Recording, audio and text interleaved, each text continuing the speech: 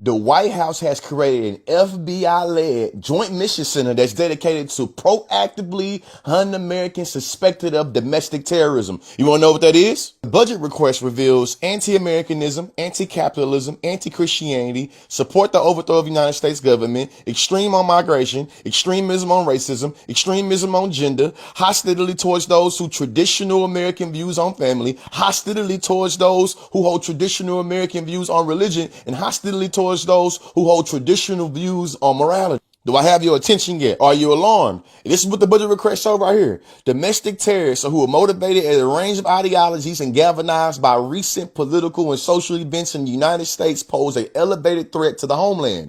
What in the COINTELPRO 3.0? Domestic terrorists exploit a variety of popular social media platforms, smaller websites with targeted audiences, and encrypted chat applications. They use these platforms to recruit new adherents, plan and rally support for in-person reactions, and disseminate materials encouraging radicalization and mobilization to violence. Every accusation is a confession, and when they was accusing folks of going after them, that's what they were spewing up. In other words, if your political views are practically anything other than MAGA, you're on notice courtesy of the FBI. Education is elevation. Y'all stay vigilant out here. Me too, of course. Shalom. I would like to give all honor, glory, and praises to Yahweh, Bahashim, Yahweh Shah, Bahashim, Rakakradash. I would like to give double honors to the apostles and the elders of Great Millstone. Salutations to our sister Akim, pushing his word across the four corners of the world. And just another news update through the spirit, the power, and the vibration of Yahweh, Bahashim, Yahweh Shah. And as you can see within recent news, there's a lot of stuff going on, of course, and a lot of people upon social media uploading videos regarding this matter, how the FBI is doubling down its domestic terrorism agenda in the name of Trump's National Security Presidential Memorandum 7, or MSPM7. So within Trump's budget request to Congress, it contains the largest counterterrorism spending in years, and inside of it is a new FBI agenda that's dedicated to proactively hunt for Americans that the American government considers or classifies as DTs, or domestic terrorists. And they went into how domestic terrorists who are motivated by a range of ideologies and galvanized by recent political and societal events in the U.S. pose an elevated threat to the so-called homeland.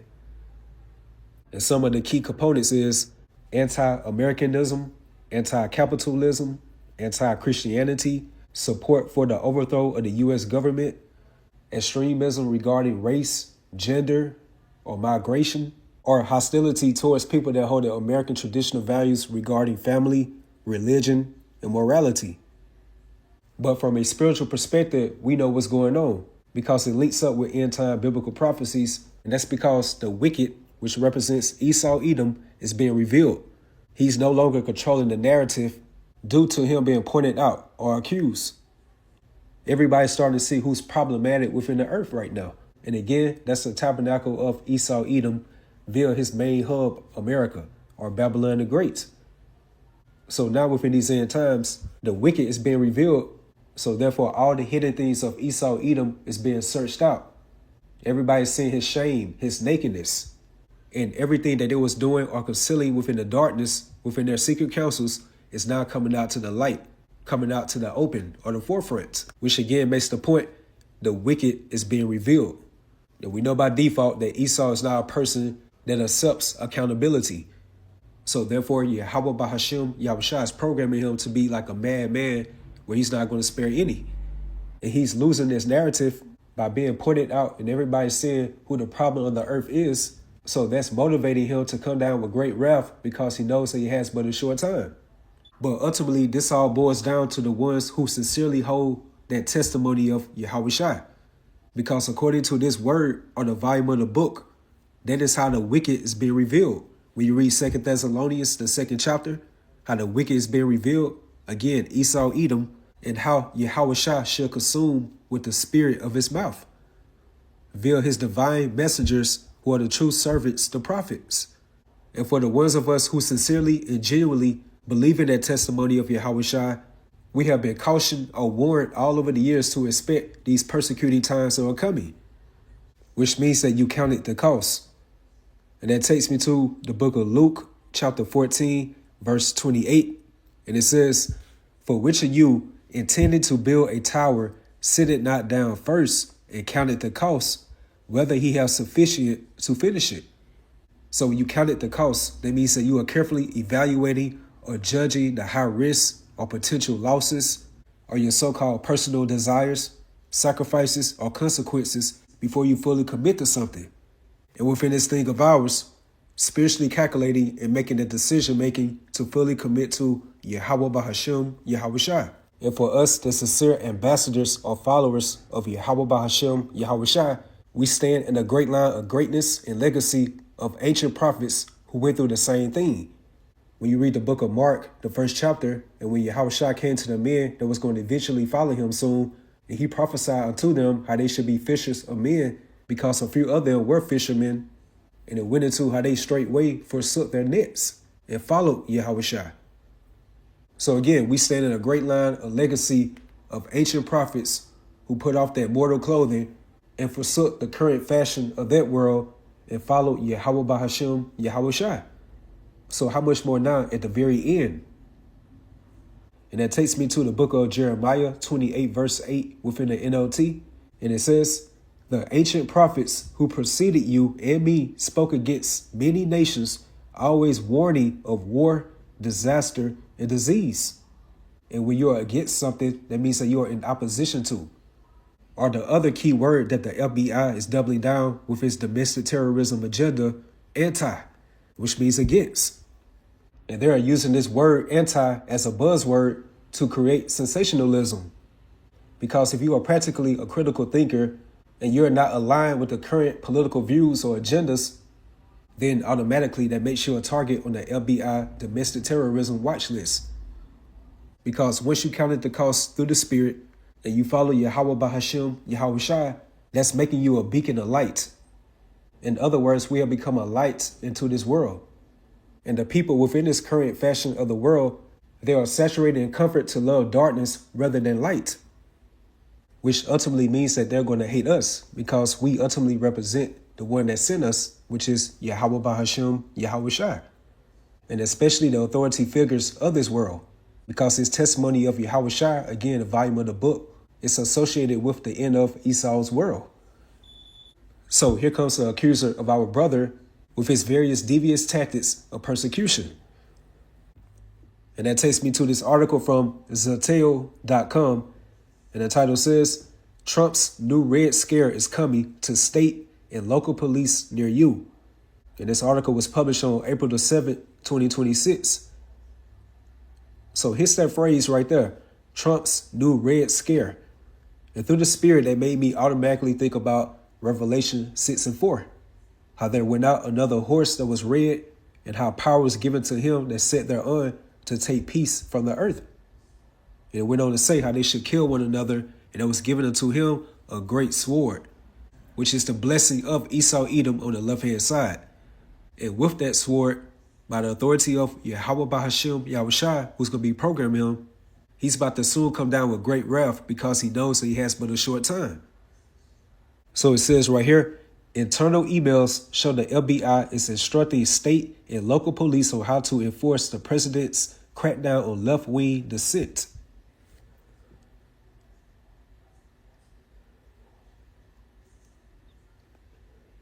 It says, FBI emails obtained by Zateo show that the Trump administration is pushing state and local police to target Americans with left-wing views, emails show. As Donald Trump's hot war in Iran enters its second month with no end in sight, a quieter, colder war is simmering on the home front. Its target is not a foreign power thousands of miles away, but U.S. citizens who disagree with the president and his hardline advisors. This domestic war's chief weapon is a National Security Presidential Memorandum, NSPM-7, which attempts to criminalize a laundry list of common left-wing beliefs and viewpoints. And with this current Middle East conflict with Iran, which is now labeled a ceasefire for about 2 weeks, was and is the perfect scenario or tactic that the so-called powers that be to use and justify for this domestic terrorism agenda, and where you're going to have a lot of people having mixed views and sharing their different sentiments upon social media. And these social media platforms is nothing but a snare within itself, dealing with all the tracking for these different ABC organizations, and where they are monitoring the people. And remember how Esau Edom is labeled as a serpent, and how he was more crafty and devious than any beast within the field. So again, this Middle Eastern conflict is the perfect tactic that he can use with this Strait of Hormuz ordeal, and it's forwarding more of a cost of living crisis within the U.S., where the rising prices of goods and services are skyrocketing. You have oil surges, just placing more economic straits upon the American people, especially the middle class of America. So by social media being at its peak right now, and social media is pretty much nowadays like a coping mechanism where people share all their sentiments, their public outcries, and even be crying and sharing their different outlooks or viewpoints, especially dealing with this current shattered economy. And who most of these people are blaming? DJ Trump, which is the same administration that's instituting this National Security Presidential Memorandum 7, which again is the largest counterterrorism spending in years, and it's dedicated to proactively hunt for Americans that the American government classifies as DTs, or domestic terrorists. All right, so right here it says, Trump's FBI is conducting trainings for state and local law enforcement officials on the president's NSPM 7 directive in order to help enlist them in the administration's ongoing crackdown on the left, emails show. And it's happening at the same time as Trump's war in Iran is throttling energy prices in the global economy, creating even more discontent with his administration. What this development means in practice is if you have criticized a corporation on social media, held a sign that demands ICE leave your city, share a meme about alleged United Healthcare CEO killer Luigi Mangione, or publicly condemn Trump's Iran war at a local town hall, both the federal government and your local police could take note and forward along a list of your thought crimes to the FBI for further review. Unlike a standard issue presidential directive that nudges a sector of the federal bureaucracy or realigns a federal agency towards the president's liking, national security directives target the entire intelligence and defense apparatus, which is why they are almost always classified. NSPM 7, which was published publicly by the White House in September, makes no effort to conceal its goals. The presidential directive is the most significant shift in domestic counterterrorism efforts since the Patriot Act was introduced into law in the wake of 9/11. The program is sweeping in its scope not only for the list of subversive activities it seeks to target, but also in the joint terrorism task forces it relies upon. So there you have it. And as you can see that Esau Edom is tapping into his left-handed enchantments, which is a part of his blessing on the left-hand side, the sword, by him being artful in his deception, and he's being cornered. And he's not used to this type of defense upon him. Because many centuries they could do something throughout the world, perpetuate all types of evil devices, atrocious schemes, create all types of international war crimes, and the list goes on, and he would go unchecked, unquestioned about it. But now we are within those times, within the movie of Yahweh Bahashim Yahushua that we call life. And for the most part, within Esau's movies, what happens or transpires at the end? The truth comes out. The antagonist or the villain gets pointed out, and he loses at the end. So now Esau's being cornered by the truth, mainly from those two witnesses, which represents the elect of the nation of Israel out of the southern and the northern kingdom, which again represents the spirit of Yahushua's mouth, the servants, the prophets. And that third witness can go into these truthers, these whistleblowers. So by Esau being cornered against that wall with this truth, the only option that he has is to tap into his carnal nature. And that's the sword on the left-hand side. But through the spirit, we see the play.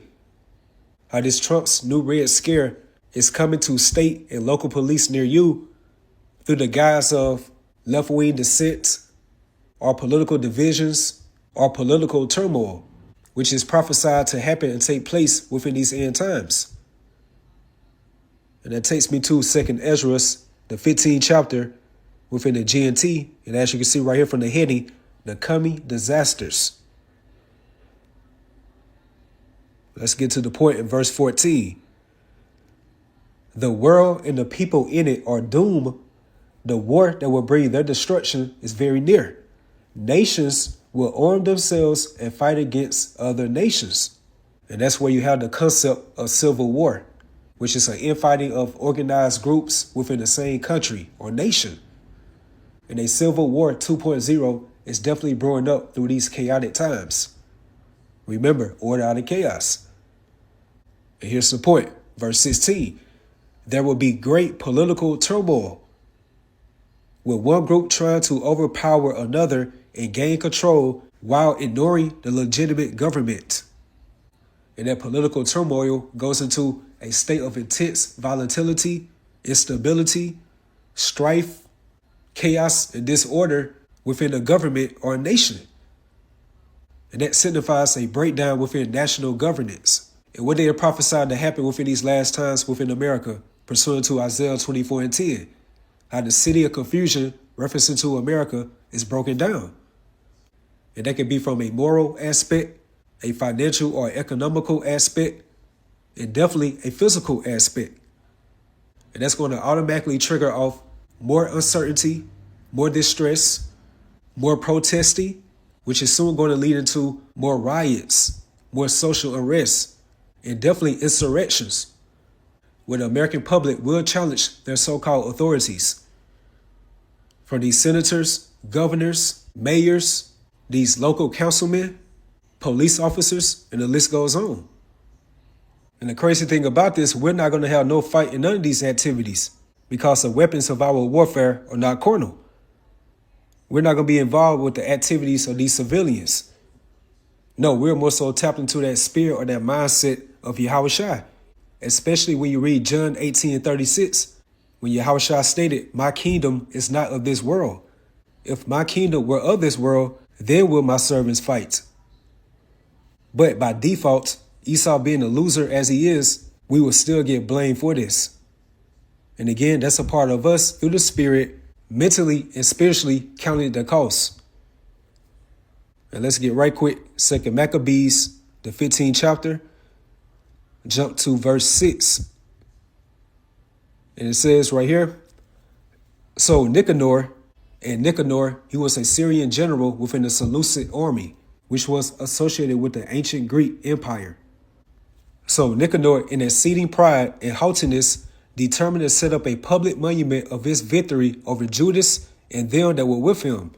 But Maccabees had ever sure confidence that the Lord Yahweh Bahashim Yahushua will help him. Wherefore he exhorted his people not to fear the coming of the heathen against them, but to remember the help which in former times they had received from heaven. And that's why it's stated within Sirach or Ecclesiasticus chapter 2, verse 10, look at the generations of old and see, did ever any trust in the Lord Yahweh Bahashim Yahushua was confounded? Or did any abide in his fear and was forsaken? Or whom did he ever despise and call upon him? So again, but to remember the help which in former times they had received from heaven, and now to expect the victory and aid which should come unto them from the Almighty Yahweh Bahashim Yahushua, and so comforting them out of the law and the prophets, and withal putting them in mind of the battles that they had won afore, he made them more cheerful.